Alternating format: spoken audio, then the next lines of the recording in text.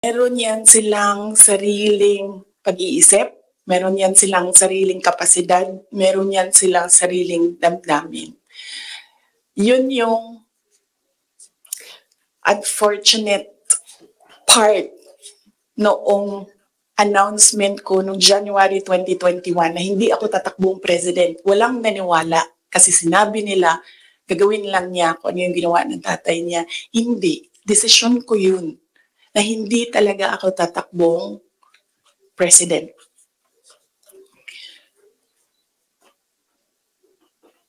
Because at that time, ang gusto ko at pangarap ng lahat siguro na mayors, maka 3 consecutive terms ka as mayor. Okay. So, klaro na yon. May questions doon? Yes, ma'am. Sabi sa inyo. Mike. Sino po yung nagsulat doon sa folder?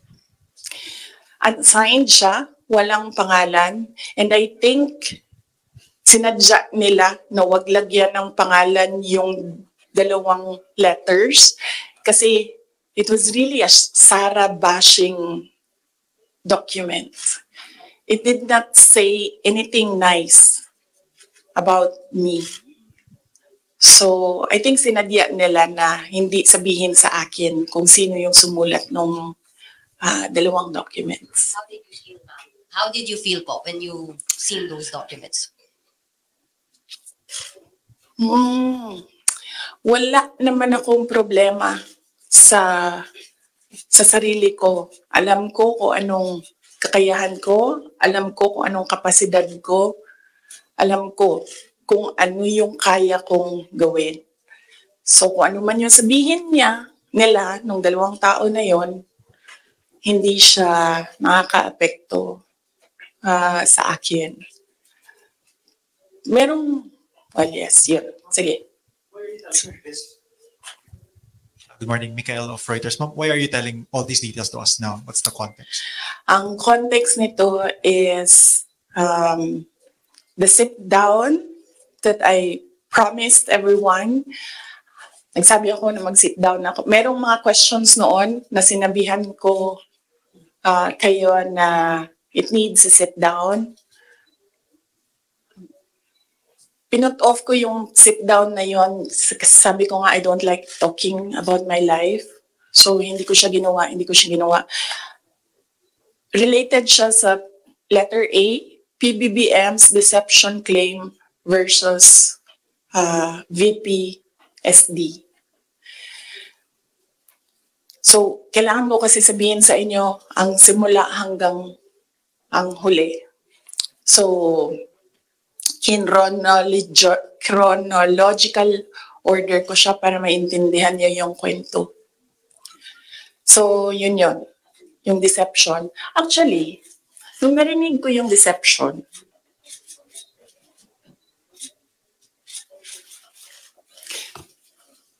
naisip ko pa, hindi ko na siya sasagutin. Kasi, for the love of God, presidente ka na. Importante pa ba yung nararamdaman mo? Di ba kapag presidente ka, hindi na importante yung pagod mo, yung luha mo, yung fatigue mo, yung stress mo, hindi na siya importante. Because when you are president, importante dyan yung nararamdaman ng taong bayan. Yung bansa. Yun yung naisip ko when I heard it na parang talagang may panahon ka mag-isip about deception ng isang babae dyan. Ang dami mong oras. Hindi ba dapat iniisip mo na yung mga taong gutom? Yung presyo ng gasolina?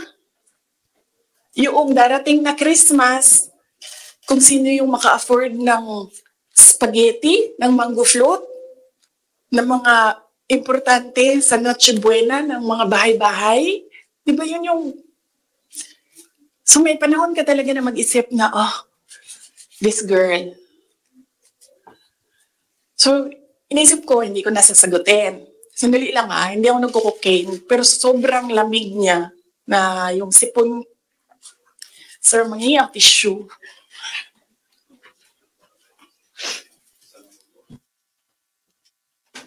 Wag niyo lang hinaan, sir, kasi sa sobrang dami natin. Tissue lang, sir, may panyo ako. Ayoko ng panyo. Huwag niyo i-off, sir, kasi sa sobrang dami natin, mamamatay tayo dito pag walang aircon. Kasi hindi iikot yung hangin. Okay. Hindi ako umiiyak. Hindi ako nagko-cocaine. Malamig yung aircon. Okay. So yun. Hindi ko na siya sasagutin. Kasi naman, hindi naman siya mahalaga sa bayan. Pakialam natin sa kung anong nararamdaman ng President at Vice President, di ba? Ako gani, sabi ni Saya pa, dawat-dawat raman na. Di ba? Dawat-dawat ra na. Ako, ginatira ko nila kada adlaw. I am a subject of a Mega Millions PR attack. I am a subject of a House Committee hearing. Pero hindi na importante yung nararamdaman ko dyan. Ang mahalaga, matuloy namin sa Office of the Vice President kung ano yung sinabi namin na gagawin namin. Diba? So, I don't understand why we're talking about feelings. So, hindi ko na siya sasagutin. And then, sabi ng mga tiga Davao, nandun ako sa Davao nung lumabas niyang deception na yan. And iba-iba na yung reaction ng mga tiga Davao. And lahat, hindi maganda yung reaction. Yawa na, siya na'y nangilad, siya pa'y nang budol, siya pa'y bagagnaw, nga musulti, nga I was deceived. So I thought, well, I will not talk for myself, but I will talk for all the Filipinos nga ang nararamdaman nila ay hindi nabalik ang justice ng boto nila.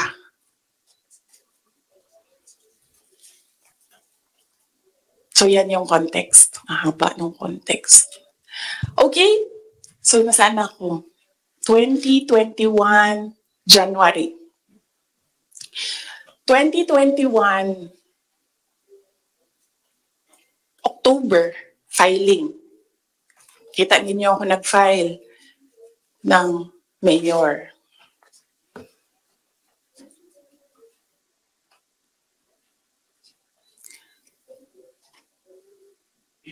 Mayor talaga yung tatakbuhan ko. Masakit sa akin na naririnig yung mga tao na we are disappointed in you. Kasi sa pagtakbo ba, dili man gud na siya kanaganing kung ingnan ka sa mga tao nga, daganday mo, dagan na lang ka. Muna-una po daw ka. Mudagan ko, o presidente, ingani ang may tabo. Nagkaroon ako ng SWOT analysis para lang takbo o hindi. Diba? Lahat ng pumapasok sa opisina ko when I was mayor, meron akong paper nakahati ng ganyan. Okay, ikaw, you give me a pro and a con. You give me a positive and a negative running for president. Ganyan yung ginawa ko. And unfortunately, mas maraming negative kaysa sa lumabas na positive. And honestly, sa totoo lang, sabihin ko sa inyo, ang number one doon na positive, ganito lang. ganito kasimple. Pangarap ko magkaroon ng effigy na sinusunog. Totoo yan. Because I feel na parang, wow, sino ba sa inyo, sino ba sa atin ang ginagawa ng effigy? Diba? Sino ba sa atin ang meron talagang tao na hindi matutulog ng ilang araw para gagawa ng effigy tapos susunugin? Diba?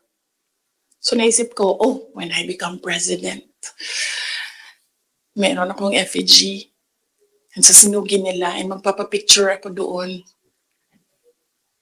Kasi hindi lahat ng tao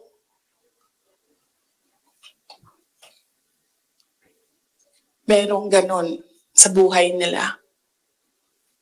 And then another positive was, mapupuntahan ko na lahat ng sulok ng Pilipinas. Makikilala ko na lahat ng mga tao, mga kababayan ko sa Pilipinas. Mapupuntahan ko lahat ng mga bansa na madaming Pilipino na nagtatrabaho doon, na tumutulong sa ekonomiya natin dito sa bansa. One of those positive things na nalista doon, na nasabi ko, kung makapunta ako doon sa kanilang lugar, baka naman ma-inspire sila na gawin kung ano yung ginagawa sa Davao City. At the time, bago ako bumaba for mayor, Davao City, nabayaran namin yung utang ng Davao City. 0 ang utang ng Davao City. Number 4 kami sa competitiveness across the country among all HUCs. Number 8 kami sa pinakamayaman na syudad. Insurgency-free kami. Ang dami naming awards. If I remember the number right, 117 awards ang 2016 namin until 2022. Ang mga recognition namin sa lahat ng ginawa namin sa Davao. Hindi na nila kami matalo sa most child-friendly city in the Philippines. Nag-Hall of Fame na kami sa Davao. So naisip ko, baka naman, kung mapuntahan ko yung ibang lugar, may isip nila na, pwede yan dito sa amin. That will improve the quality of life of our kababayans. So anyway, sana ako.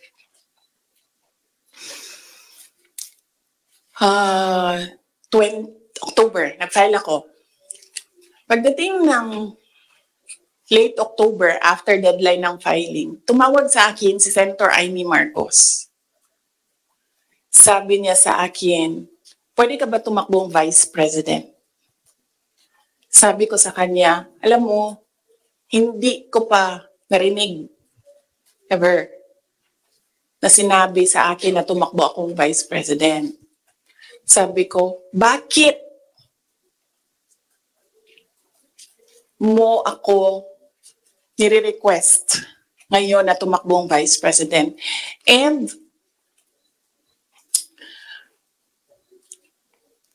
I'm happy that she was honest enough to say, kasi matatalo kami ni Lenny kung hindi mo dalahin ang Bisaya. It was very straightforward. Now, it was all about winning, sinabi niya sa akin. So sabi ko sa kanya, Bisaya naman din nga to ang giistoryahan din tawagan ninyo si Bato de la Rosa. Ask him to slide down to VP. Tumatakbo siyang president.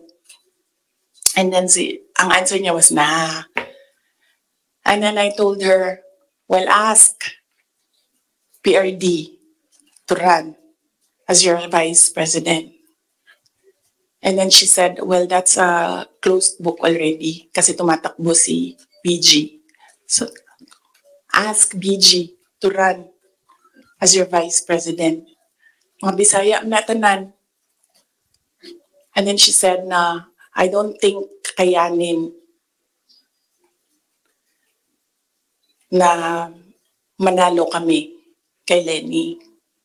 And then I said, ask Manny Pacquiao to slide down. He's already running for president. And she said, we already did. And Manny Pacquiao told us that God asked me to run for president. So how can you argue with God? Totoo yan. I don't think she will deny that. Very straightforward naman si Senator Amy Marcos eh. Mainit na siya ngayon.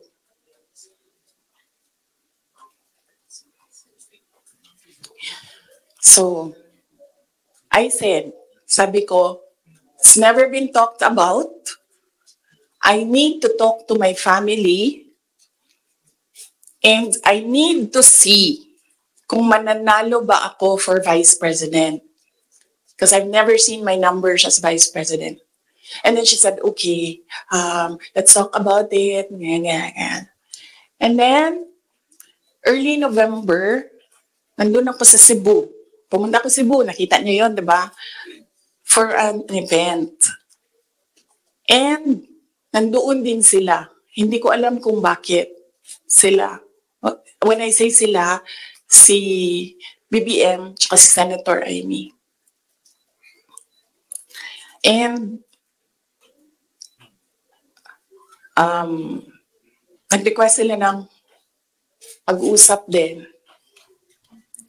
So sabi ko, okay, mag-usap tayo. Nagkita kami sa bahay ni Martin Romualdez. Kasi gusto umeksena ni Martin Romualdez, gawa siya ng party-party ko noon na birthday. And then pag-upo ko doon sa, I think you see the pictures. Umupo ako sa couch, tabi ko si BBM. Sinabihan ko siya, huwag ka maniwala sa kanila. Huwag ka maniwala sa mga taong nagsasabi sa iyo na tatakbo akong president. Hindi ako tatakbong president, sinabi ko na yan. Sabi niya, yes, I know. Sinabi mo na rin yan noong pumunta kami during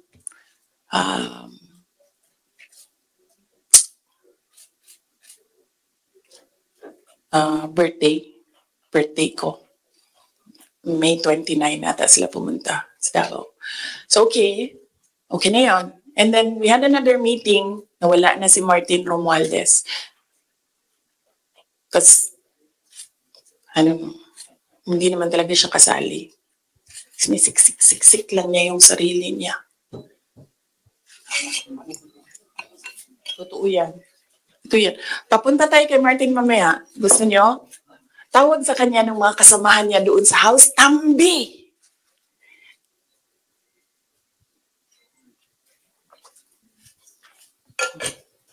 Anyway, nagkaroon kami ng ibang meeting sa Cebu pa rin. Face to face. Ako, si BBM, Senator Amy, and one other person.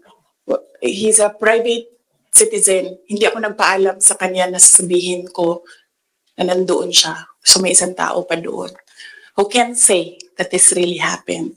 So sabi ko, again, I've not seen my numbers.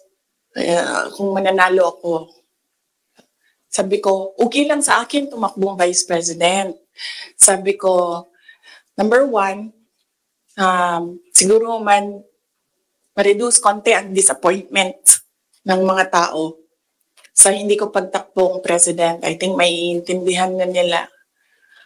And ito na lang yung i-offer ko sa kanila mag-vice president ako. Number two, madaming big ticket projects si PRD sa build. At that time, na gusto ko sana makita na magawa para sa bayan. Kasi hindi natapos. Kasi kulang nga talaga ang 6 years. So sa ngayon, magte-third year na tayo, wala pa tayong nakikita na big ticket projects, di ba? For 2028, huwag na kayong mag-expect na meron kayong makita. Kasi it takes more than 6 years to prepare for a big ticket project. So sabi ko, and sinabi ko sa sarili ko, bata pa naman ako, hindi naman ako nagmamadali, wala naman akong papupuntahan. And naisip ko, I cannot do anything more for Davao City. Number 4 na kami. Naisip ko, I don't think kaya ko siya i-elevate to number 3, number 2, number 1. Hanggang dun lang yung kaya ko gawin. So ibibigay ko sa iba, maybe they have more ideas, more innovation para mapagawa nilang number 3 ang Davao sa buong Pilipinas. So I said, okay, I need to see my numbers. Sabi nila, okay, we can do a quick and dirty survey. Sabi ko, oh, sige. Sabi ko, gawin nyo. And then you come back to me kung ano ang nangyayari. So, nagpagawa sila, and then tinawag nila ako. Sabi nung nag-survey, ito yung survey, okay naman, sabi nung nag-survey, huwag lang kayong mag-iwalay, mananalo kayong dalawa. Ito yun. Hindi pwede mag-picture, pero pwede ko ipakita sa inyo mamaya. Kinoveran lang namin yung mga private citizens dito sa photo na ito. Dito, pinresent yung survey. May cover lang yung mga tao na private citizens. Ang nandito, Senator Aimee, Governor Claude Bautista, Congressman Claude Bautista, former Mayor Luigi Quisumbing, Attorney Vic Rodriguez, Inday Sara, the infamous Vice President BBM Sandro Marcos. Pwede niyo tingnan mamaya. Bawal mag-picture ha. Okay. So sabi ko, okay, balikan ko kayo, kausapin ko pamilya ko. Kinausap ko, mama ko. Kinausap ko yung dalawa kong kapatid, si Paulo at si Baste. Umupo kaming 4. Sabi ko, takbo akong Vice President, ito yung mga rason. Sabihin niyo sa akin, bakit hindi ako tumakbong Vice President? Wala man sila sinabi. Ang sinabi lang ng mga kapatid ko, anong matulong namin sa iyo. And then sabi ng nanay ko, okay, sige. And then, sumulat ako ng letter. In-address ko kay PRD. Sinabihan ko yung kapatid ko, si Baste. Kinausap ko siya. Sabi ko sa kanya, kaya mo ba ang gawing number 3 itong Davao City? Kaya mo ba ang saluhin? Kasi kung hindi mo gusto, di mo pa kaya, hindi ako tatakbong Vice President. Sabi ng kapatid ko, kaya ko, gagawin namin. Okay, tumakbo kang Vice President. So sabi ko sa kanya, okay, we're okay with you. Pakidala nitong sulat kay PRD. Sabi ng Baste, ginanon doon ni PRD, and then ginanon niya. And then he said, no, wala na akong masasabi dyan. So,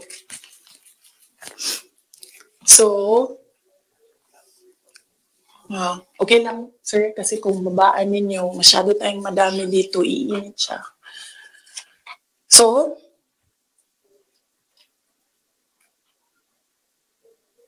Tumakbo akong Vice President, alam na natin lahat yon. Ginawa ko yung kampanya, alam na natin lahat yon. Okay, so, no, hindi ko sinuway, hindi matigas ang ulo ko, hindi totoo na pinatakbo akong president ni President Duterte. In fact, every time makita niya ako ngayon, sinasabihan niya ako, huwag ka tumakbong president. Sabi niya, yung dinadaanan mo ngayon, wala yan. Kung ikaw ay president, mas mahirap pa. Sabi niya, mahawa lang ako sa'yo. May heart pala siya. So, klaro na yan. Hindi ko kasalanan that we are on this road to hell. Hindi ko kasalanan kung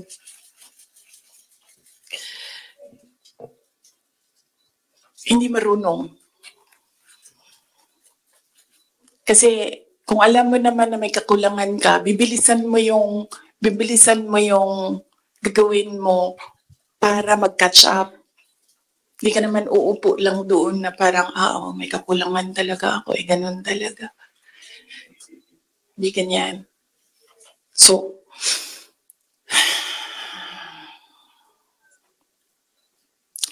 that's that. And then, ito na kami ni Mr. Deception.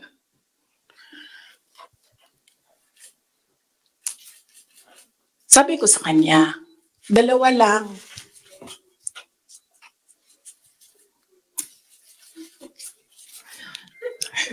Para pantay. 2 lang. Sabi ko, 2 lang. Ang request ko sa iyo. If you win, 2 lang ang request ko sa iyo. And I think, I requested this na one-on-one kami online. Pero meron akong nabasa somewhere na merong nakikinig sa side niya. Kasi nag-post yung taong yun. Pero yun yung request ko at the time. Kami lang 2. Sabi ko sa kanya, pag nanalo ka, 2 ang hingin ko sa iyo. Unang-una, yung trabaho ko. I want to work sa security sector kasi there will never be development kung hindi solid ang security backbone mo. Hindi ko sinabi sa kanya yan, pero tinanong niya ako, bakit Department of National Defense? Sabi ko sa kanya, kasi karamihan naman ng problema ng insurgency, ng terrorism, nandyan yan sa Mindanao. Kinalakihan ko yan, naiintindihan ko siya. In fact, nung bumaba ako, insurgency-free na ang Davao City. So, naiintindihan ko siya. Yan yung gusto ko na trabaho. He said, readily, he said yes. And then, ang isa, sinabi ko sa kanya, itong trabaho na ito, maiiwanan ko yung mga anak ko. Naiintindihan ko yan. Handa ako dyan. Pero humihingi lang ako ng tulong sa iyo na suportahan mo yung air travel ko. Kasi maiiwan yung mga anak ko and gusto ko lang na pag kailangan nila ako, makakauwi ako sa kanila. Kasi itong mga bata na ito, lumaki sila sa akin. Since birth hanggang nag-decide sila na hindi na sila tatabi sa akin sa tulog. Nasa akin sila gabi-gabi. Except pag wala ako sa bahay dahil sa trabaho. So, pag sa bata kasi, hindi naman niya maintindihan na, anak, I have to consecrate myself into the service of the nation. Hindi mo naman pwede sabihin sa bata, yun din maiintindihan yun. So sinabi ko sa kanya, supportahan mo lang yung air travel ko because I need to go home to my children. Kasi kahit na Vice President ako, gusto ko pa rin na maalala nila na nandyan yung nanay nila Dahil sa loob ng bahay, hindi naman Vice President tingin sa akin ng mga anak ko. Just plain, Mama, may kailangan ako. Mama, may problema ako. Sabi niya, yes. Dalawa lang yun. Sabi niya, yes. In fairness, hindi siya yung nag-umindi sa DND. Hindi totoo yan na hindi binigay sa akin. Binigay yan. Nung nanalo na, sinabi ko na ito dati, ulitin ko lang. Nung nanalo na kami, nakita ko yung boto. And then I realized, sabi ko, gagawin talaga ng mga tao na ipaaway kami para masira yung partnership. Yun talaga ang gagawin. Lalong-lalo na ng mga yellow, ng mga liberal.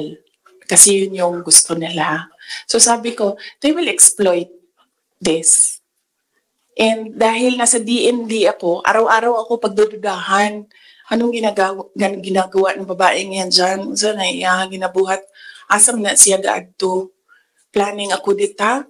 Planning to overthrow the government? Kasi DND yan. Hawak mo ang military. So sabi ko sa sarili ko, ayaw ko na magtrabaho ng ganun. Na araw-araw ka pinag-iisipan na meron kang gawin. Samok ra siya ba? Magtrabaho ka, unya na pa ingana nga intriga, madaot lang imuhang kamada. So ingon ko, sabi ko sa kanya, pwede ba ako lumibat sa education? Kasi 3 naman yung plataforma ko. Mapayapang pamumuhay, trabaho, edukasyon. So sabi ko, pwede ako lumipat ng DepEd. Sinabi ko din sa kanya kung bakit. Ayaw ko na intrigahin ako. And then he said yes. So napunta ako sa DepEd. And then the other one, sabi ko, supportan mo yung air travel ko. Sabi ko, hindi na nangyari yun. Pinilit namin, hindi na natupad yun. Isang beses sinabihan ko siya. Sabi ko, pwede ba sabihan mo yung 250? Kasi ako ang priority. Hindi ikaw. Kasi yan yung usapan natin. Kasi naiintindihan mo, di ba? Na meron akong maliliit na anak. Kasi sinabi siya, do I have to tell them? Na semi-British accent. And I said, of course. Kasi presidente ka, ikaw magsabi. So, hindi na. Isang beses. And then one time, priority daw si Lisa. Hindi ko alam kung anong trabaho niya para sa bayan na ito. And then one time, priority daw si ganyan. So, I said, okay. This is,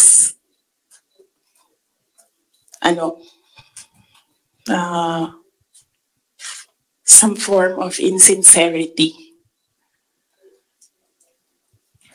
Okay, wala naman problema yan. Maliit na bagay lang yan kasi akin. Problema ko lang naman yan. Hindi man yan problema ng bayan. Problema ba ng bayan? Paano ako babiyahe?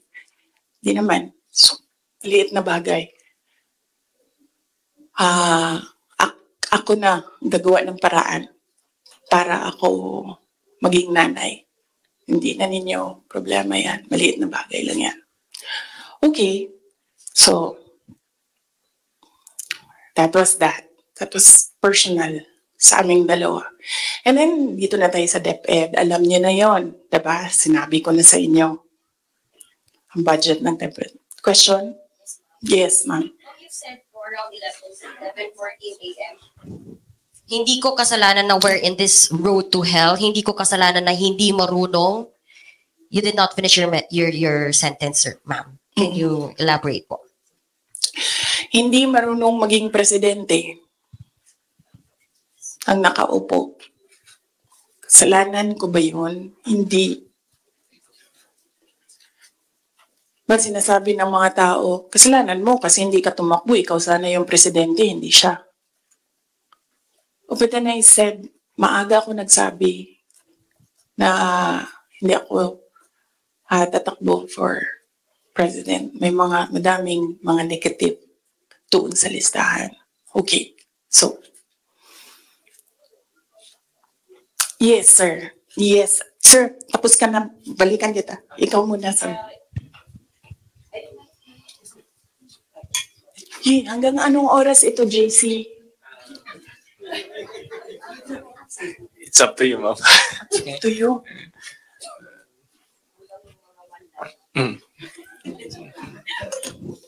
Okay. Madam VP, with all this revelation that ayun nga meron kayong mga request kay President Bongbong Marcos in case he wins, which is he won. And of course, yung conversation nyo with Senator Amy Marcos. Ngayon ba, do you regret teaming up with President Ferdinand Marcos during the 2022 elections? Alam mo, inisip ko yan. Naisip ko na yan. And then naisip ko kasi, ganito, sila yung tumatakbo, di ba? Tumakbo si BBM, tumakbo si Lenny. So, either lang naman sa kanila yung mananalo noon. Tapos mayor ako ngayon. Imagine natin, parallel world na either sa kanila ang president and then ako ang mayor. So I'm sure, lahat ng mga nakapalibot sa kanila, magtitingin pa rin sila sa akin doon sa Davao City. Hahabulin pa rin nila ako doon sa Davao City because tinitingnan nila, yung mga nakapalibot sa kanila, wala na yan silang pakialam kasi president na sila, di ba? Pero yung mga nakapalibot sa kanila may pakialam. Kasi sila yung tumitingin ng future. Sila yung tumitingin ng 2028. And then, meron akong realization yan because ang nagsabi sa akin yan, si former Senate President Manny Villar. Sabi niya, wala kang kawala dyan.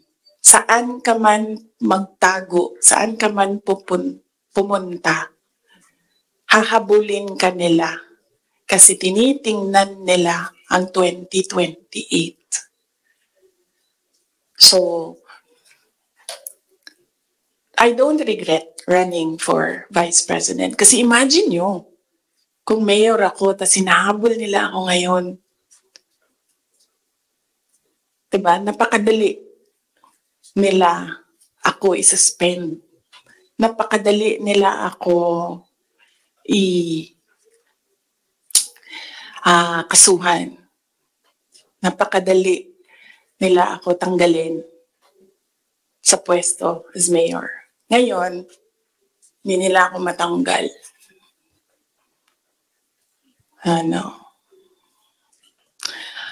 They can drag me to hell. Pagdating nila dun, ako pa rin yung presidente ng impyerno.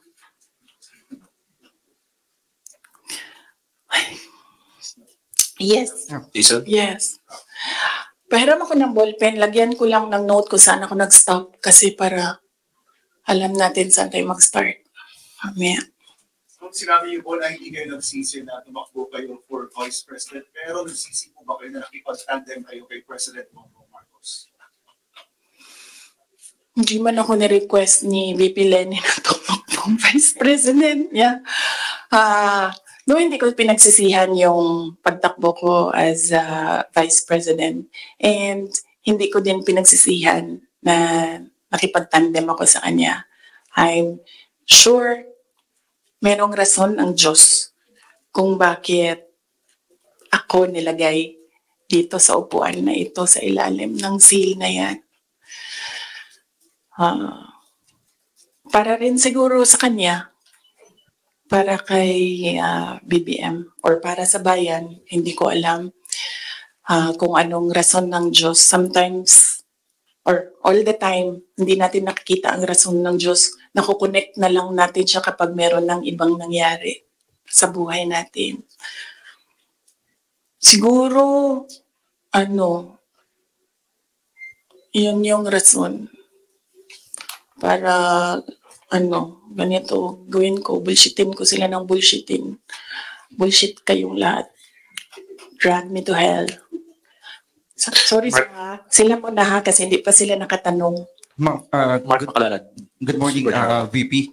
Since wala po kayong intention to run for Vice President from the very beginning, can we say na napilitan ba talaga kayo, and without yung call ni Senator Amy, masasabi nyo ba na nagamit lang kayo para lang manalo si President Bongbong Marcos sa pagkapangulo? Napilitan, hindi.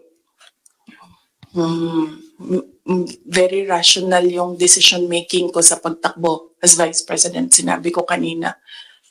Ganon din ginawa ko. Nilista ko yung positive, nilista ko yung negative. Nandun yung positive, sinabihan ko yung pamilya ko, tell me the negatives. So, ano yung isang tanong? Nagamit. Yes. Clear naman yun. Tinanong ko, bakit ako? And then she said, matatalo kami ni Lenny kung hindi ni mo dalho ng mga Bisaya. Kaya nagbigay ako ng options. Bisaya tanan. Dolorosa, Bongo, Manny Pacquiao. And then she said na hindi kakayanin. Except for Manny Pacquiao, hindi naman siya nagsabi na hindi kakayanin. Ang sinabi lang niya, nag-refuse si Senator Manny Pacquiao. So, of course, ginamit nila ako para manalo sila. Obvious naman yun. Gusto niyo makita yung survey? Hindi ko siya dala. Pero next time dalhin ko, and then pwede kayo tumingin pero hindi kayo pwede mag-picture. Ma'am, yes, ma'am. Joel, DWIZ. Yes. Ma'am, good morning. Ayong buntag, ma'am. So, tanaw ni mo, ma'am, sa tingin mo, ma'am, dapat tumakbo na lang po kayong presidente? Hindi din. Kung papabalikin ako, tatakbo kang Vice President. Lagay ko dyan. Drag me to hell. Ma'am Marlene po from Radyo sa Estranta. Here po, ma'am. Yes, ma'am. Ma'am, having said na hindi mo kasalanan na hindi marunong maging presidente, yung nakaupo ngayon, ibig sabihin ba ma'am, hindi po kayo kontento sa trabaho po ni Pangulo? Kaya nga umalis ako, di ba, sa administration. Hindi ko na gusto yung mga naririnig ko dun. Hindi ko na gusto yung mga nakikita ko dun. Kayo, kung gusto niyo ng pera, natatakot kayo, kayo lang. Huwag niyo na ako isali. The reason why, noong 2016, ito, sidebar na lang ito, hindi ito kasali, lalo tayong tatagal nito. Huwag na yan. Sige. Hindi. Hindi ko na gusto. Kung presidente niyo siya, okay lang. Ako, hanggang vice president lang ako. Hanggang number 2 lang itong bansa na ito. Wala itong number 1 para sa akin. Yes. Bea, Ma'am Borajo. Yes po. Hi ma'am, kanina po kasi sinabi niyo na, ma'am here. Yes. Kanina po kasi ma'am sinabi niyo po na hindi ka naman po inask ni VP Lenny para maging vice president niya. Did you somehow wish na sana inask ka na lang po niya na maging vice president niya to run alongside her? Hindi, ma'am. Uy, ginuukok og nidaog si Lenny. Gukdon, manggihapon na nila si PRD, di ba? Mag-ICC, gihapon na. Ay, samot na. Si Trillanes o si Lenny, magkauban man na sila. So kung presidente si Lenny, ilahag hapon ng ICC. Alam niyo ba bakit hindi umuusad yung ICC? Kwento ko sa inyo next time. Masyado na kayong madaming material. Pwede na natin i-cut ito. Red Mendoza. Ma'am, sorry po ma'am. Ma'am, may hanging question ako sa inyo the last time kasi ito yung tungkol doon, yun nga, you're referring nga yung tungkol doon sa tandem ninyo with the President, BBM. And do you think po ba may regret po ba din kayo? Kasi yung mga supporters ninyo were forced to vote for the President as tandem. Yun nga yung sinasabi ko before na kasi may mga supporters din si President Marcos sinasabi na budol din sila sa inyo. Budol ako? Oo, nabudol din daw kayo nabudol din sila sa inyo. Parang gano'n sinasabi ng mga loyalista ni BBM na bumoto sa inyo as tandem. So, pwede na po ba masagot yun, ma'am, kung sa tingin niyo po ba bumaba yung pagbaba ng inyong suporta sa mga loyalista ni BBM ay enough parang enough po ba sa inyo na or does it matter po ba na bumaba yung suporta ng mga loyalista ni BBM sa inyo? Hindi ko alam kung ano yung nire-refer nila na nabudol ko sila. Hiningi nila sa akin yung kampanya ko, binigay ko sa kanila, nanalo sila. So, saan doon ang budol? Nung tumulong ako sa administration, ang DepEd was what? Top 3? The morale of the teachers were so high na they were happy maghirap na magturo. Rain or shine doon sa mga classrooms. So, saan doon ang budol? Sa akin ba yon kung number 3 ang DepEd? Ako ba ang presidente? Hindi. Sa kanya yon. Cabinet member lang ako. Diba? Accomplishments ng DepEd. Sa akin ba yon? Hindi. Sa bayan yon. Accomplishment yon ng president. So, budol. Ms. Arsel Garcia, Fuji TV. Hi, good after this. No. Hello. Yeah. During the time of your dad as president, he was not also having good terms with the Vice President Lenny, and now apparently parang naging naging president yon on this administration as well. How do you feel about that? And my follow-up question would be, are you looking into running on 2028 as president? Okay. So, si PRD, in all fairness to the person, hindi yun nanggigipit ng tao. Hindi niya ginipit si Lenny Robredo. Tinanong ko, bakit 700 lang yung budget ninyo at the time? Kasi 700 lang talaga ang pinropose. Hindi natin alam anong rason. Yan yung sinabi ko doon sa budget hearing. Hindi siya nanggigipit. Sinuspend ba ni PRD o tinanggal sa pwesto mga politiko na kaibigan ni Lenny?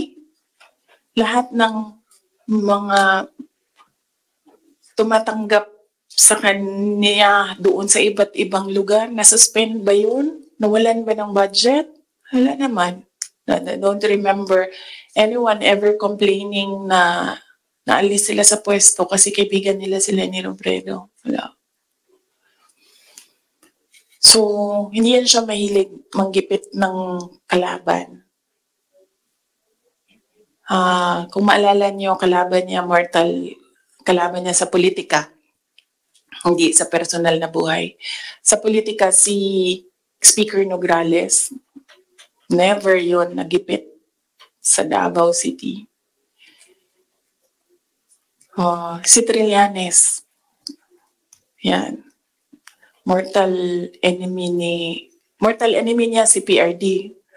Si PRD thinks nothing of him. Pero, ginipit ba yun? Wala. Diba? Kita nga natin siya kung saan-saan. Kita nga siya sa kasamang Lance Mego, Diba? Newswatch Plus. Good morning, ma'am. Hello. Good morning. Yes, sir.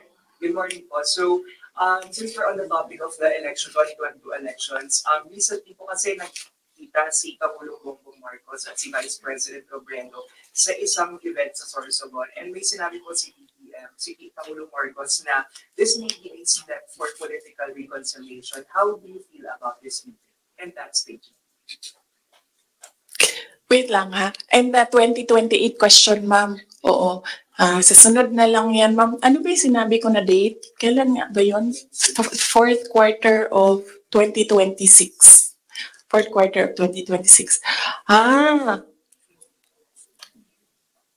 So, kung mag-advise ako kay Lenny,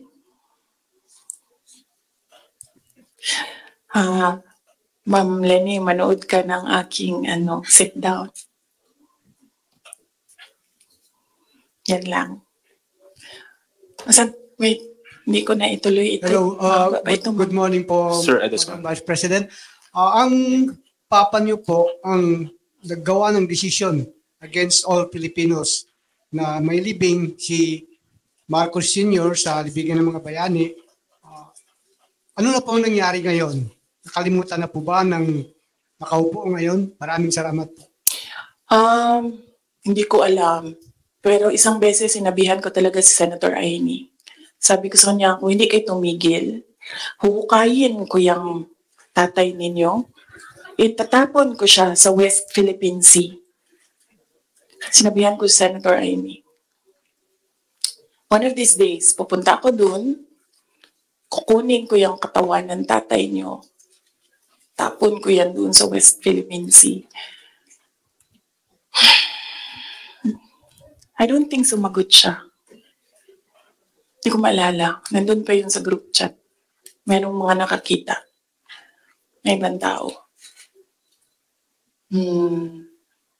Pero Senator Amy naman, kilala niyo naman siya, di ba? Diretso yan magsalita. Hindi din yan, hindi siya, she's I believe, a sincere person.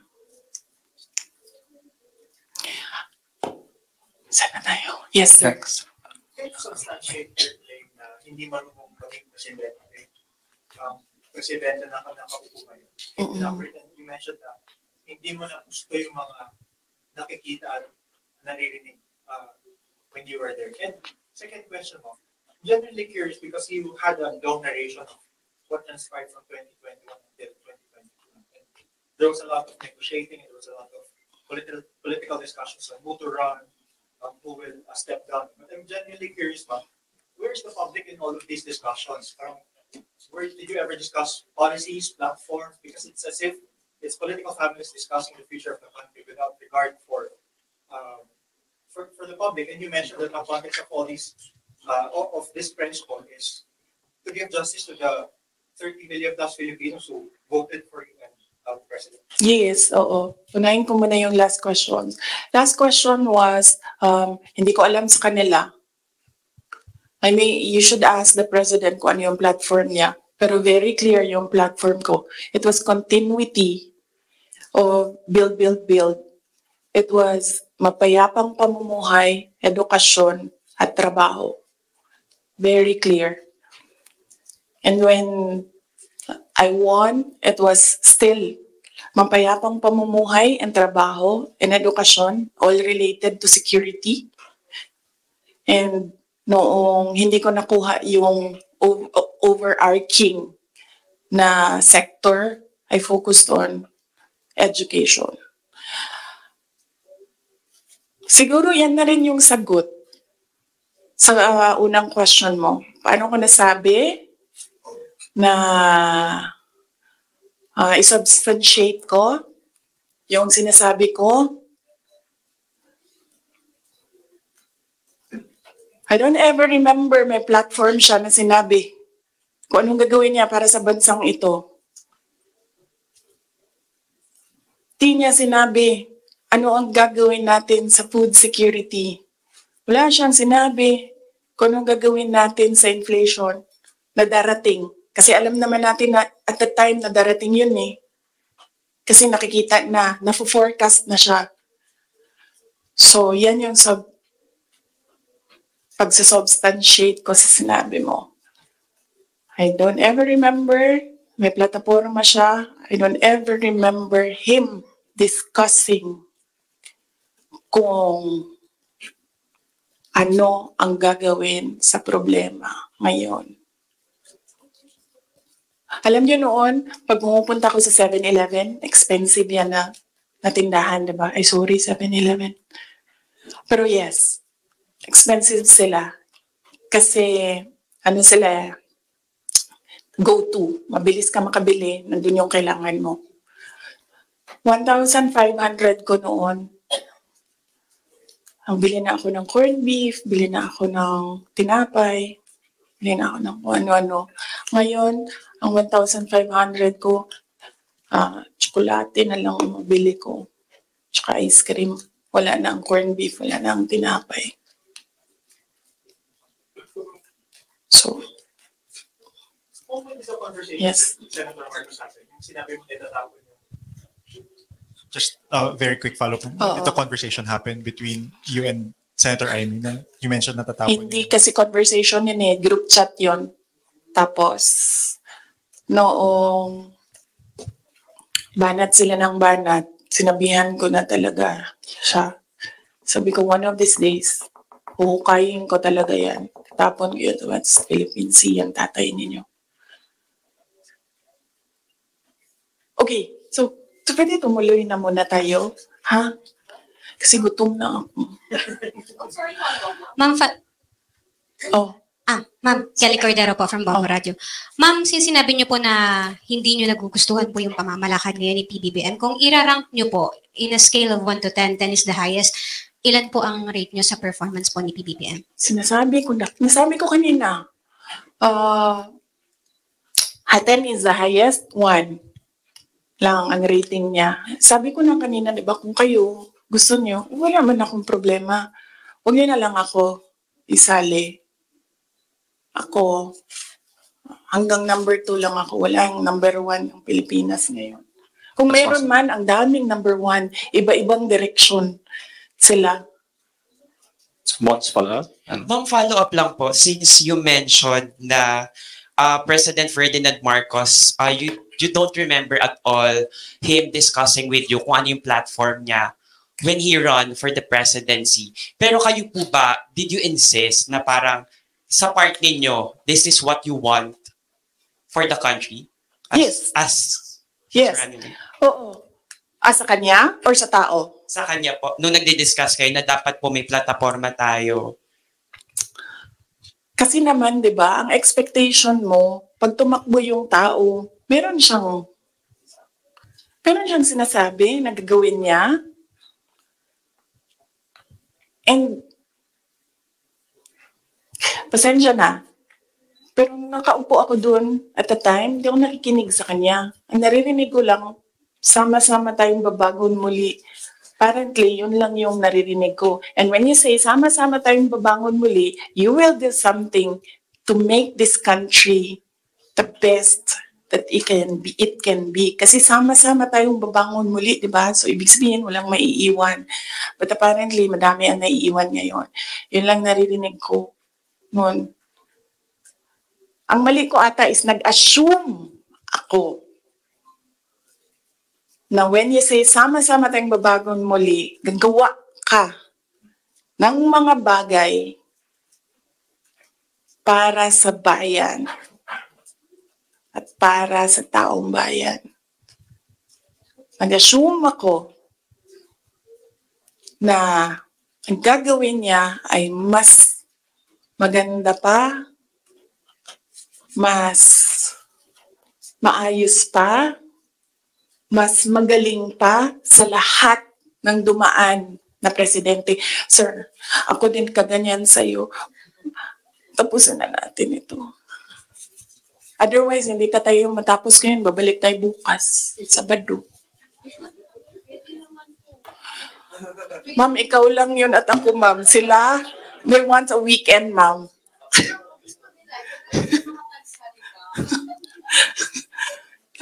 Wait lang. Yes, sir. Yes, sir. Yes. Yung sa political reconciliation kuno ni President Marcos pati ni dating former Vice President Leni Robredo, hingin ko na lang po siguro yung assessment nyo na bilang, ayun nga po, tumakbo kayo kasi ginamit kayo para manalo laban kay Leni kasi nga natatalo na raw sila. So sa tingin nyo, bakit po kaya ngayon nakikipagkita? Bakit ngayon nagkakaroon ng movement towards political reconciliation habang nag-aaway kayo? Oh! Sabi, di ba, sinabi ko na yan ng budget hearing, ako na lang man isa na iiwan dito. Ako na lang isa na iiwan dito. Nagsama-sama na ang mga dayuhan, huwag niyo akong tanungin na about foreign policy.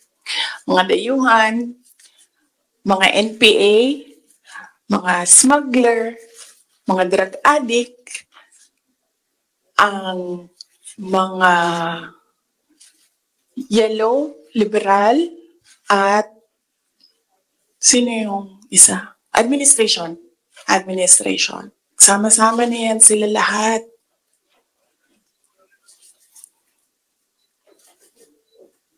Ako lang na naiwan dito sa kaya nga ito lang ang lamesa natin. Oh. Kasi ako lang mag-isa na. For what? I think,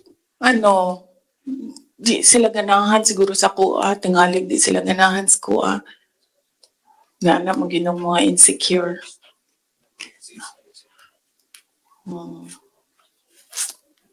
So, ang tagline ng OVP is para sa Diyos, bayan, at bawat pamilyang Pilipino. Hindi na po ngayon. Starting today, ang tagline ng OVP is drag me to hell. Sasaki-san Kuno News. Tama na. Tutuloy ko pa yung aking May punta pa tayo kay Martin Romualdez. After this, let's allow the Vice President to speak again. Oh. Ha? Sasaki-san. Yes, sir.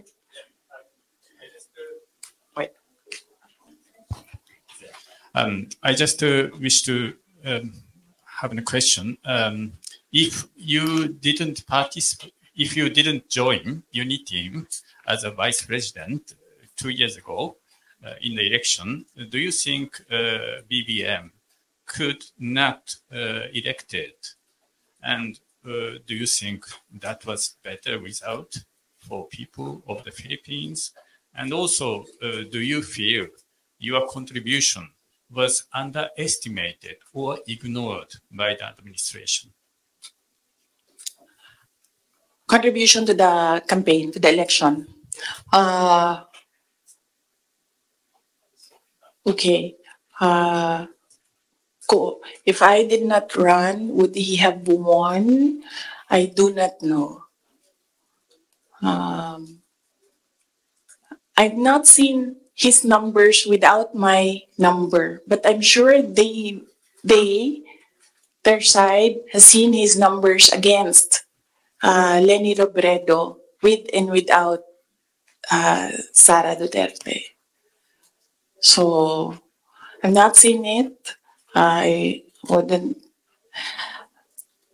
Maybe I think they know that they will not win because that was what Senator Amy said. We cannot win against Leni Robredo without Visayas and Mindanao. Yes. The other question is, do you think if you didn't agree to be in the UNITEAM, BBM would not be elected? Is that better result for the people of Philippines now, do you think? If I wouldn't know as well. I wouldn't know if we would be in a better place if Leni Robredo is president. Something that is speculative. So I cannot answer the question if we would be in a better place if we had another president, not BBM. And also, do you think your electoral contribution was underestimated or ignored by the current president? Yes, I believe so, because we are here today because he said he was deceived. So yes, I believe yes. And they've been saying that in their communications, that in fact, ayaw ko i-mention ang pangalan niya, so I'll just mention his initials, LG. Yan ang sinasabi niya. She did not bring anything to the table. When in fact, I am here sitting down today to tell everyone they needed me. I don't need them. So, sabi ko kanina sidebar, hahaba yung yung 2016. Balik tayo 2016. Kanina, 2021 lang tayo ngayon. Balik tayo 2016.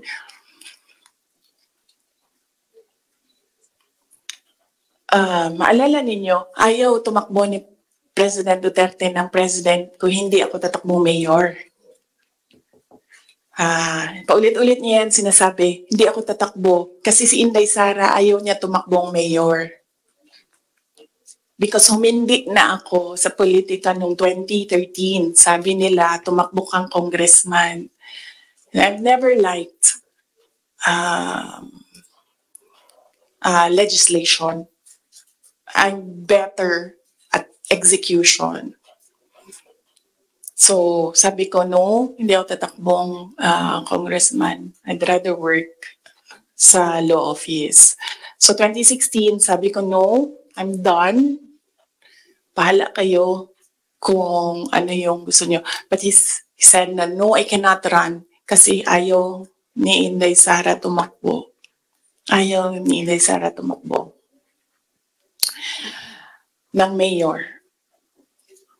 And then, pinilit ako ni BG, said some things, pinatawad ko na siya ngayon, he said some things doon sa akin that I said, okay, sige. Kung yan ang gusto ni PRD, tatakbo akong mayor. You know the reason why ayaw niya ng ibang tao, ako lang ang gusto niya? Because I don't take bullshit from anyone, even President Duterte.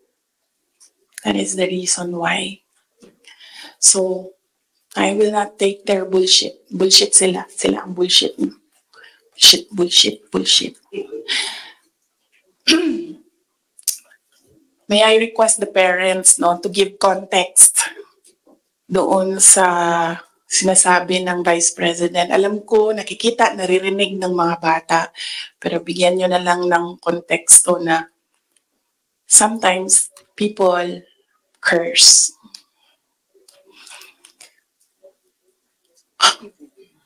Ano na? Oh, so DepEd. So, personal, and then, bakit ako nag-resign, umalis sa administration, DepEd. Alam niyo na yon.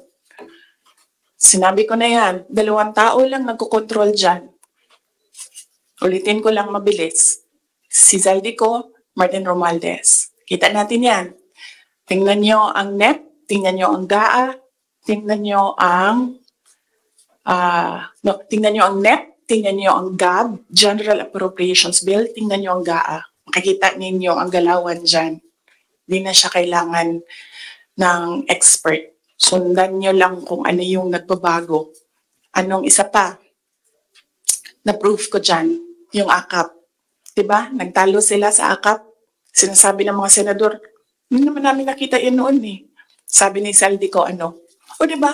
Pinirmahan nyo, digital signature ninyo, pinahiram ninyo, pinirmahan nyo yan. Nandun yan. Wala nang bycam na nangyayari. Ang sa akin lang, presidente ka, di ba? So you have the full cabinet of experts, finance experts, nandyan sa iyo. So nakikita nila, di ba? Oh, President, Mr. President, ito po yung NEP natin. Pero pagdating po sa GAB, ganito na po yung nangyari. Di ba magtatanong ka na, ano nangyari? Bakit naging ganito? Di ba? O ako lang ba yun? Well, kung ako yun, ganun.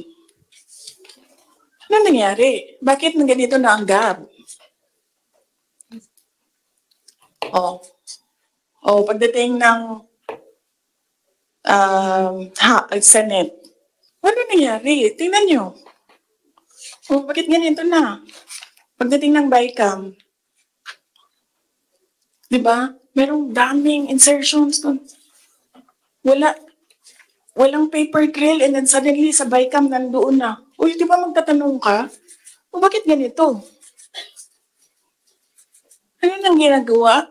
sa budget. Pero hindi ko nakita yun Hindi ko lang alam kung alam niya. But there is an expectation that alam mo kasi ikaw ang nag-submit ng NEP and nakita mo kung anong lumabas sa GAA. So there is an expectation na alam mo kung anong nangyayari sa budget. So merong president na, okay, ito yung NEP. Then after a few months, okay, ito yung GAA. Yung wondering kung alam niya kung ano nasa page 2.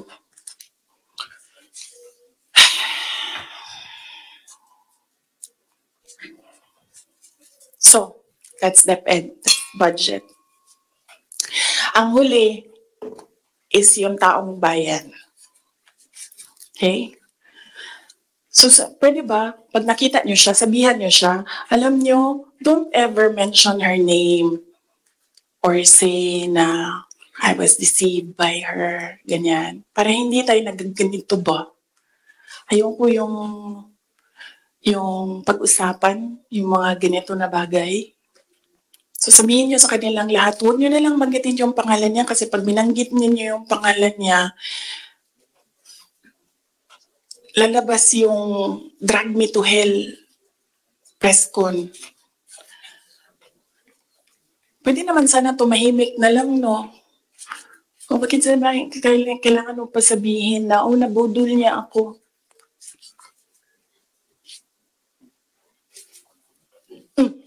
So, taong bayan.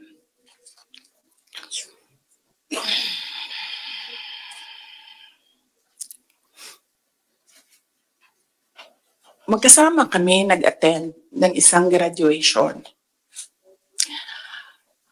Truthfully, I wasn't feeling well. Kasi kinukulam nila ako. Andiyan na sila, umabot na sila sa kulam. Nagsama-sama na silang lahat. Kinukulam pa nila ako. So I wasn't feeling very well. Pero I had to go. Kailangan ko pumunta. Kasi para naman sa graduates yun. Hindi para sa akin yun. That's their happiest day. So nagsama kami. Nagsama kami. Nakatayo kami doon. And merong isang graduate na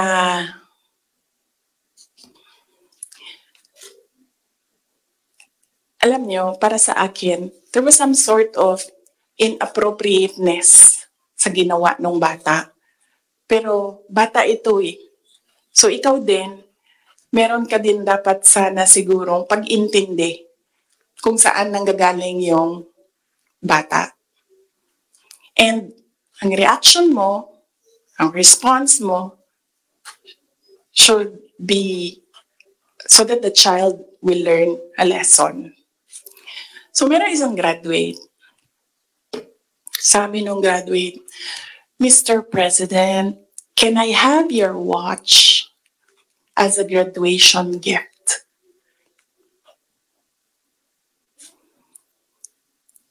And narinig ko, tabi ako, di ba? Narinig nung katabi ko. Narinig nung katabi ng katabi ko. But apparently, this guy, di niya alam kung ano isasagot niya. So ang ginawa niya, pinaulit niya sa bata. What did you say?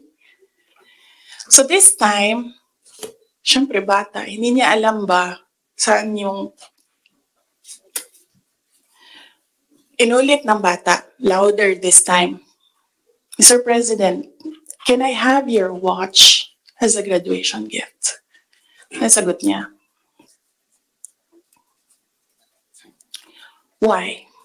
Why will I give you my watch? At that point, may sakit na ako. I wasn't feeling very well. Nandun lang ako, nakakatayo ako doon kasi may gamot ako. Gusto ko tanggalin yung ulo niya ba?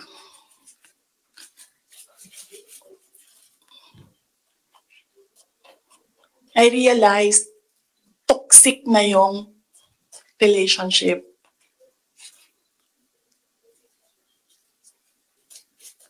And it did not help na itong dalawang katabi ko tumawa pa. Pinagtawanan pa nila yung bata. And I saw the humiliation sa face ng bata. I wanted to help him. Gusto ko sabihin sa kanya, itong relo ko na lang, relo ito ng Vice President, ito relo ng Presidente, pero I hope this will do. And then I realized na baka mas lalong mapahiya yung bata if I do that. So I just imagined myself cutting his head.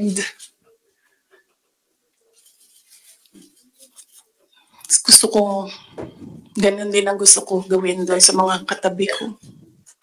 So na-realize ko, toxic na ito.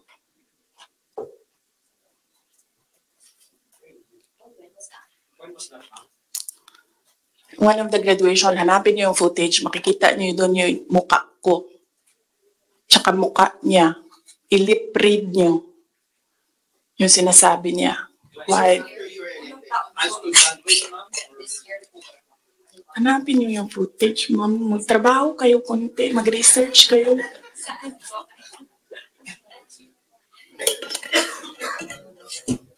So, gusto ko sabihin sa kanya,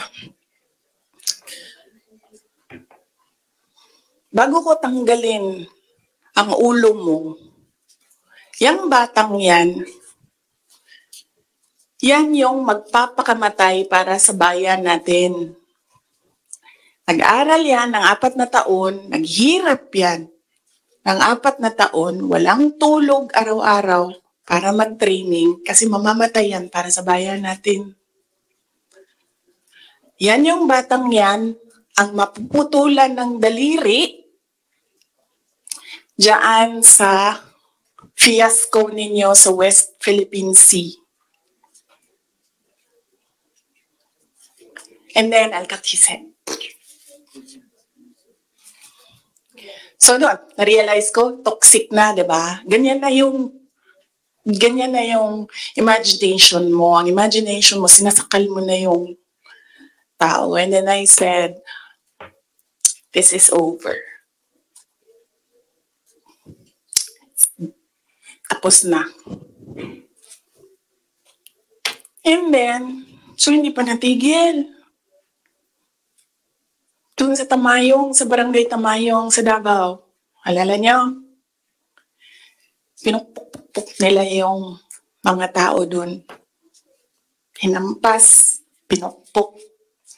Doon sa diversion road ng Davao City, tinirgas nila yung mga tao doon. Isang tao lang ang hinahanap mo, ha? Bakit mo pukpukin yung 30? Bakit mo itirgas yung 100? Paano nag-surrender yung tao? Di ba kinausap lang? Kinausap lang siya. Mag-surrender ka. And then he said, okay, I will surrender. So anong purpose na pukpukin yung tao na hindi naman niya alam na saan si Pastor Kibuloy, nandun lang siya, nagtatrabaho, dun siya nakatira. Anong purpose? Anong purpose na i-tear gas mo yung tao for expressing his desperation, his frustration, his anger? Para lang maghanap ng isang tao na in the end, paano nag-surrender? Kinausap. Nag-surrender siya.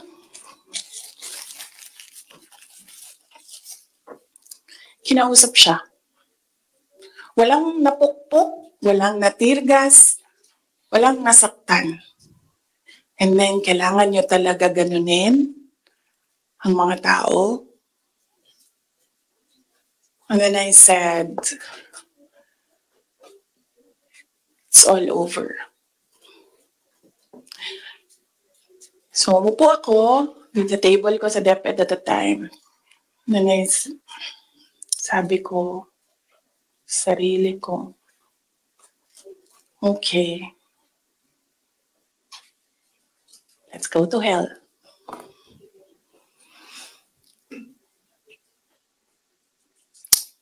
So,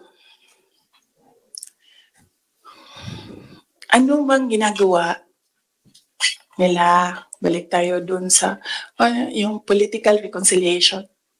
Ang gusto nila, hindi ko sinasabi silang lahat ha, si Martin Romualdez lang.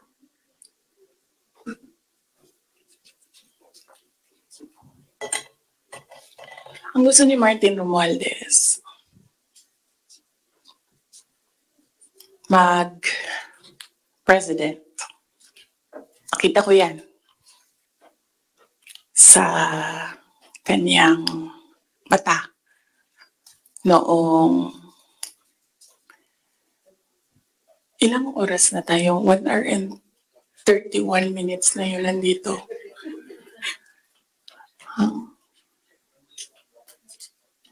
I-cut na lang natin. Tapos next week yung Martin.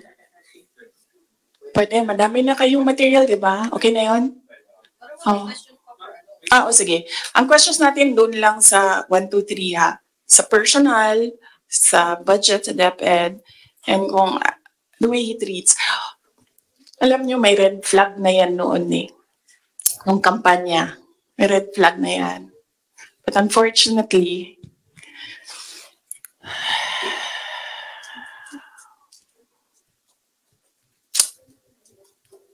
hindi ko naisip na ganun kalala yung insincerity. Nangangampanya kami. So pag nangampanya ka, meron talaga yan. Natural yan na magdala ng papel. Ganito. Pag ikaw politiko ka, alam mo na yan. May magdadala yan ng papel. Sometimes, ganito, naka-envelope. Sometimes, folded paper maliit. Iba-ibang ano. So, daming tao, may isang matandang babae. Dala siya. Tiningnan niya. Ayaw niya tanggapin. Ayaw niya kunin yung papel. So, ang ginawa ko para that person will not feel bad, sabi ko, ako na lang. Ginawa ko. Mabilis lang kasi yun. Diba? Kasi, ano yan eh, motorcade. So, mabilis yan. Pag ganon, gumanon, ginanon, ako na lang. Tapos, tinanong ko, may number? Sabi niya, meron. Pag politiko ka, alam mo na yan dapat, diba? So, doon sa truck, binasa ko. 1 page lang naman, binasa ko. Simple. Request of 5,000 pesos for livelihood. Tumingin siya sa akin. Sabi ko, ako na bahala nito. Maliit lang na bagay ito. Ako na. Sabi niya, okay, sige. Yan lang.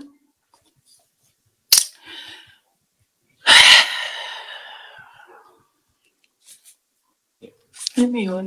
Maliit na bagay yan ba? Kunin mo. Usahin mo. May number dyan. Tawagan mo. And then you say, okay. Ano ang mga documents na kailangan namin? Okay, bigay mo. And then, okay. Complete documents. Ayan. Tapos,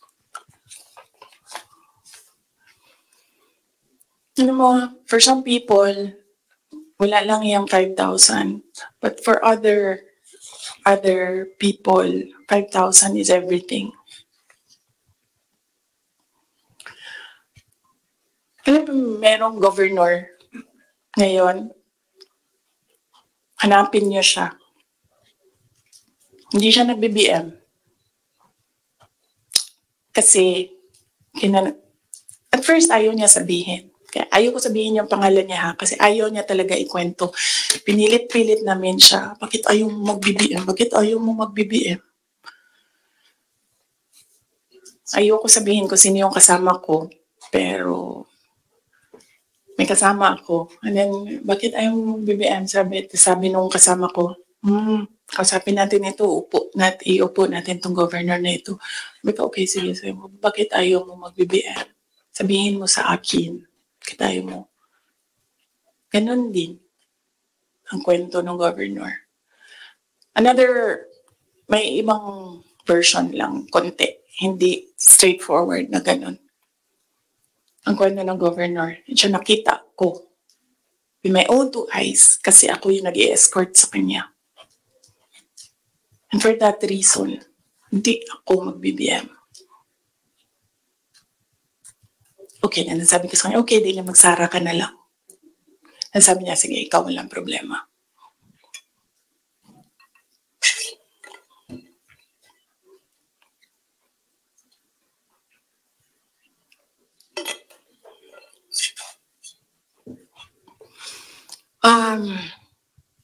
Sorry. Nag-sorry ako sa mga members ng Kingdom of Jesus Christ. Kasi I asked them to support President Marcos during the elections. And individually, kapag merong lumalapit, nagsasabi na we are in this shit hole because of you, and sinasabi ko din, I'm sorry. I'm sorry, but sabi ko sa kanya, kung bigyan ako ng Diyos ng pagkakataon, yan lagi yung sagot ko. Kung bigyan ako ng Diyos ng pagkakataon, bawiin ko lahat yan. Hindi ko bawiin yung nangyari, babawiin ko yung dapat para sa bayan. Alam nyo, next week na lang yung kay Martin. Pero si Martin talaga is an embarrassment for the Philippines in the global stage. Kakahiya. Next week na lang or next week after Undas. After Undas, pag-start ng house. No? Pwede. Pagbalik ng house. Kasi I think nakabakasyon pa sila lahat. Ma'am, question lang. Ma'am, nag-campaign kayo ni PBBM together. Ilang buwan din po yun. Magkakasama kayo araw-araw, almost araw-araw. And then, syempre, naging member kayo ng cabinet. Bakit po hindi kayo naging magkaibigan despite yung matagal na rin na pagkakasama po ninyo? Ni President Marcos, hindi talaga kami magkaibigan. Nagkasama lang kami, unang-una dahil sa eleksyon, pangalawa dahil sa trabaho. Hindi kami magkaibigan yan. Isipin nyo ha, noon, nung tumatakbo pa, meron kaming group chat. Nandun siya. So yun lang yung some sort of communication namin dun sa loob ng group chat na yun. And hindi siya medyo nagsasalita doon, bihira. After nun, nawala na siya doon sa group chat. And then after that, wala akong number niya. I'm sure may number siya sa akin. Kasi syempre nandyan yan sa mga staff mo, sa aid mo, diba? Yung number ng Vice President. Pero wala kaming some sort of communication. Nothing at all. Except nung magkasama kami para mangampanya. Yan lang. Sa labas niyan, wala na.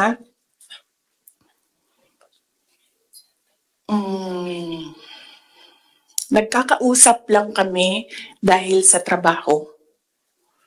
And hindi naman lahat ng katrabaho natin, kaibigan natin, di ba?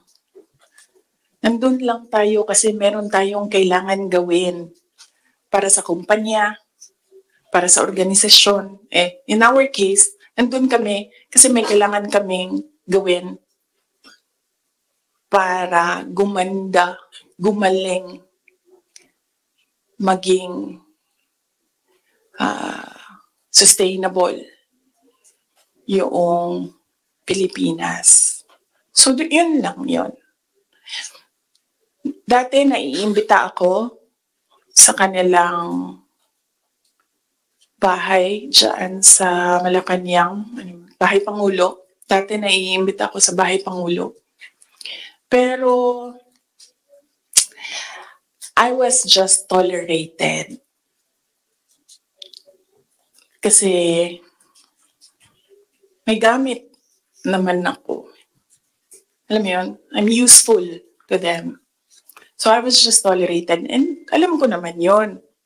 But wala naman problema sa akin yun. So as long as I can do my job sa DepEd, tsaka sa Office of the Vice President, mabigay ko lang yung promise ko, plataforma ko, promise ko sa bayan. Magawa ko lang yung kailangan gawin para sa education sector. Wala akong problema. You can tolerate me all you want. You can invite me sa mga gatherings nyo. Pero I knew I was tolerated. Because Lisa Marcos is another story. Unahin muna natin si Martin Romualdez.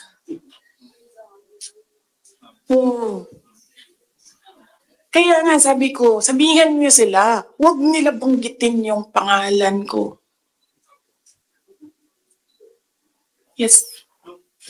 Is Marcos part of dun sa sinasabi niyong triangle kanina? Yes. Oo. Anong purpose ni Inday Sara? Ang magagawa ko sa bayan, I will call bullshit as it comes. Yan ang magagawa ko para sa inyo. Kung bullshit siya, sasabihin ko sa inyo, bullshit talaga yan.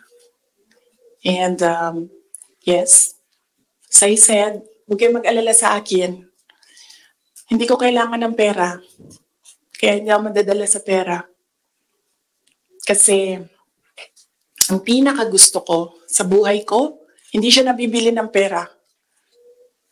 So kahit man meron akong 500 billion sa likod ko, hindi pa rin mabibili yung gusto ko. So hindi ko siya kailangan. And hindi ako takot. That's why I said, you can drag me to hell all you want. Wala ang problema sa akin yan. Si Martin ba?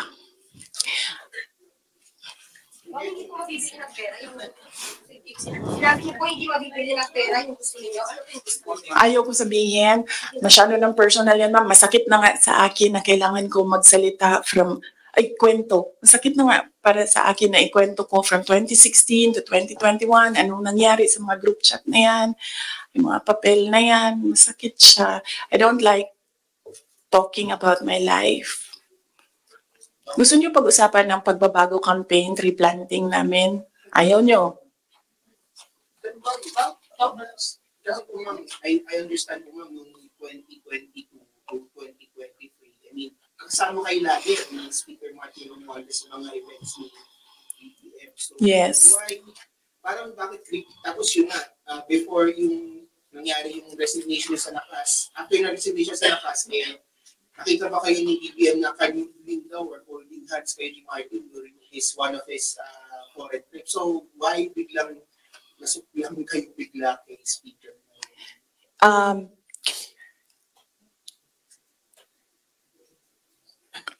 At the time, na-ambush niya ako ni Martin. Tingnan mo yung footage. Di ba nakaganyan yung kamay ko? Kasi hinihila ko yung kamay ko. Hindi ko naman siya mahila pag ninaganyan, di ba? Nilalagyan ko ng force kasi hinihila ko. Hinihila din niya. So, naisip ko, okay, fine. Huwag na natin bigyan ng sakit ng ulo ang presidente kasi ang dami niyang kailangan gawin para sa bayan. Apparently, wala. Pero at the time, wag na natin, for me, sabi ko, okay, sige. Ayoko maging headache sa ibang tao. Ayoko maging pabigat sa ibang tao. Ayoko na maabala ang ibang tao dahil sa akin. So at the time, although hinihila ko yung half-hearted din yun na ginaganon niya. So okay, sige.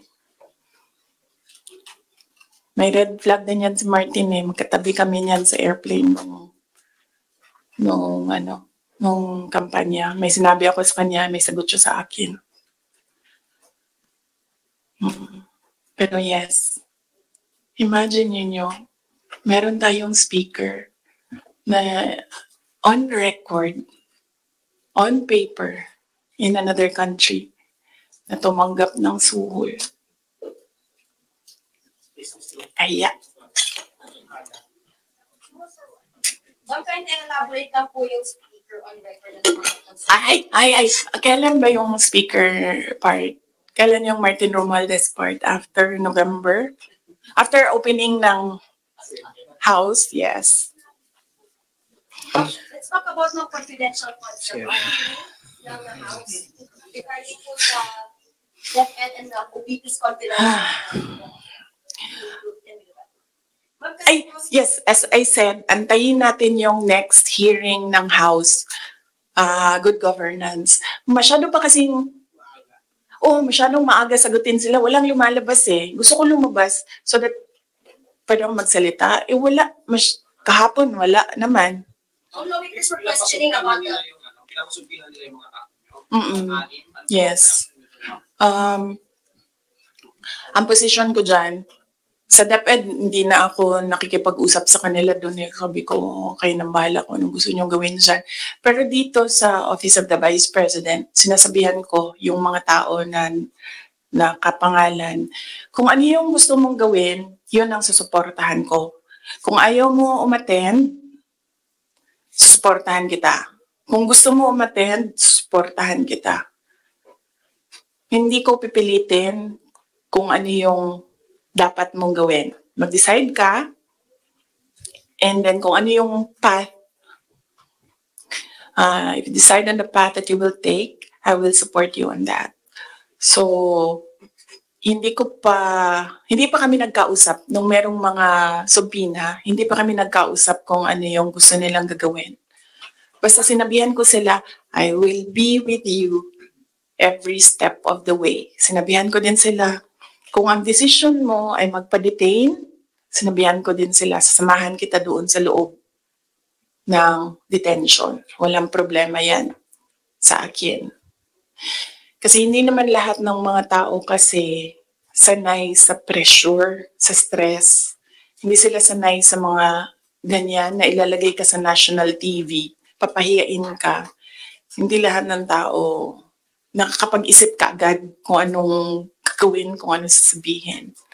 So some of them really are saying na magpa-detain na lang ako. And then sabi ko sa kanila na okay, walang problema yan. Samahan ko kayo sa detention.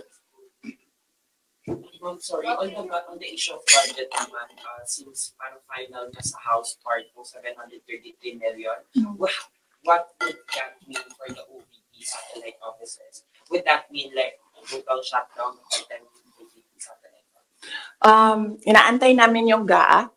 So, pag nandyan na yung General Appropriations Act, alam na namin kung ano, ilan.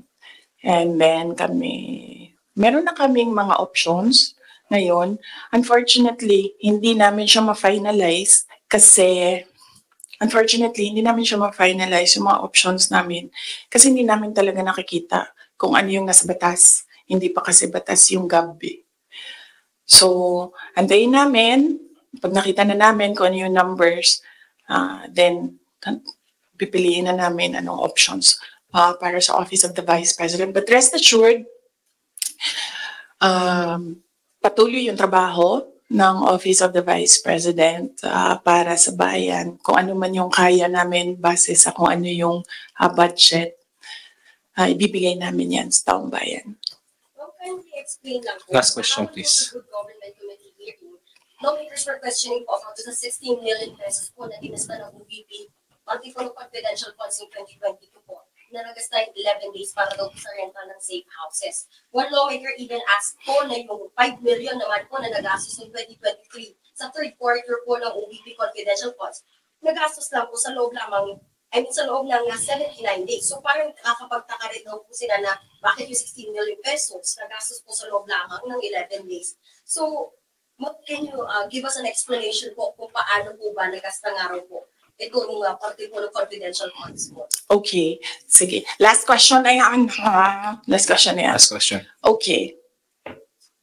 Unang-una, nag-explain kami lagi sa Commission on Audit kung paano ginastos yan. Lahat ng hiningi ng Commission on Audit, binigay namin. Meron kaming mga hindi nabigay, sinabihan kami ng Commission on Audit, kailangan namin yan. So, we fully cooperated and participated and submitted to the Commission on Audit with regard to the confidential funds. Alam niyo, hindi nakakapagtataka sa gobyerno ng gumastos ng millions araw-araw. Kami doon sa DepEd noon, pumipirma kami billions in one day para maglabas ng pera. So, hindi nakakapagtataka ang 5 million, 10 million in a day. Pirma lang yan. Tapos lalabas na yung pera. Ibabayad na yan kung saan yan ibabayad. And then, babalik na yung documents para sa ganyan. Ganun talaga ang gobyerno. Gumagastos siya everyday para sa mga projects niya. And sometimes, it's not millions, billions ang pinipirmahan ng mga opisina ng gobyerno para sa projects. Okay? Yes. Maraming salamat. Sabi ko po, mas mahal pa po yung ginasta sa safe houses mo na yun. Parang luxury hotels, sa mga mamahaling pondo po sa Metro Manila. Kasi ang ginagawa nila, nag-audit na sila. Kaya ako hindi sumasagot doon sa kanila kasi ang ginagawa nila, sila na yung nag-audit. Hindi naman yan tinanong ng Commission on Audit. Ang hiningi lang ng Commission on Audit, ano yung documents para sa mga expenditures. So, sinubmit namin yon. And in fact, nakikita nila yun kasi sinubina nila lahat ng documents. The thing with the hearing is kung makikita mo, kahapon, hindi ko napanood, kaya hindi ako mag-comment, pero nakita ko sa transcript na kahit anong sabihin ng tao na nakaupo doon, ng resource person, kukontrahin siya noong nagtatanong.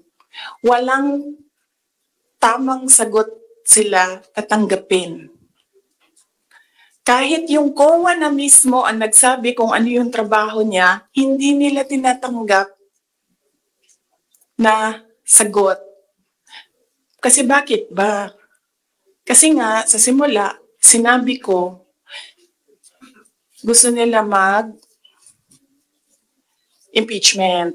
Hindi nila magawa kasi wala silang kaso for impeachment. So, ang ginagawa nila dyan, nagpi-fishing sila na nagpi-fishing, hanap sila ng hanap. Alam nyo, before ako umupo, alam ko, impeachable officer ako. So, binasa ko yan. Ano ang impeachment? What are impeachable offenses? Ano ang pwedeng gawin mo na ma-impeach ka? Binasa ko yan lahat. Si BBM, sabihin ko sa inyo, may listahan ako ng 5 bagay na impeachable offense niya. Pero sa tingin niyo, papasa? dyan sa house? Of course, hindi. Diba?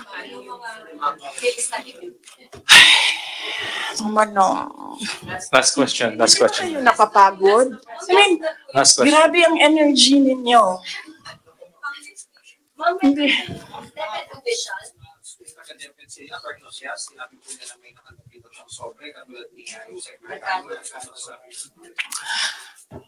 Yung envelope na yan, kaya ako sinasabi kanina, antayin natin yung next hearing. Kasi hindi pa siya enough eh. Ang gusto nila kasing palabasin sa mga tao, yung envelope na yan, galing sa, yung pera na yan, galing sa confidential funds. Yan yung gusto nilang i-portray sa public. Para yung perception ng tao, ay, hindi talaga ginamit para sa ano.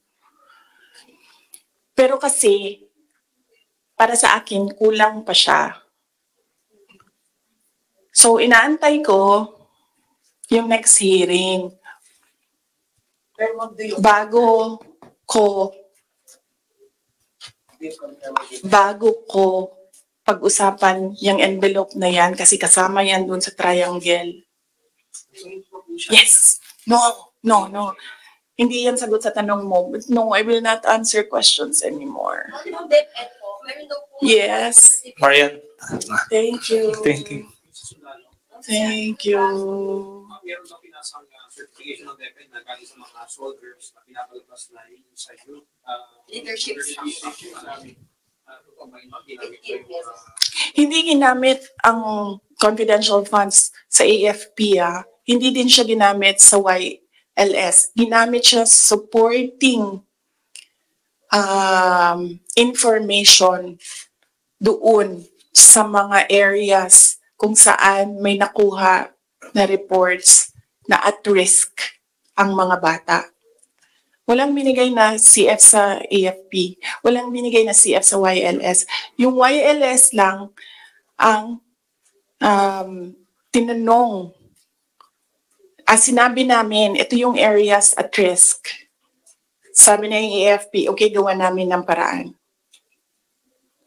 Based on information we gathered doon sa baba. Antayin natin yung next hearing. Antayin natin kung ano yung sabihin doon. Tapos isa-isahin natin siya. Okay. Yes.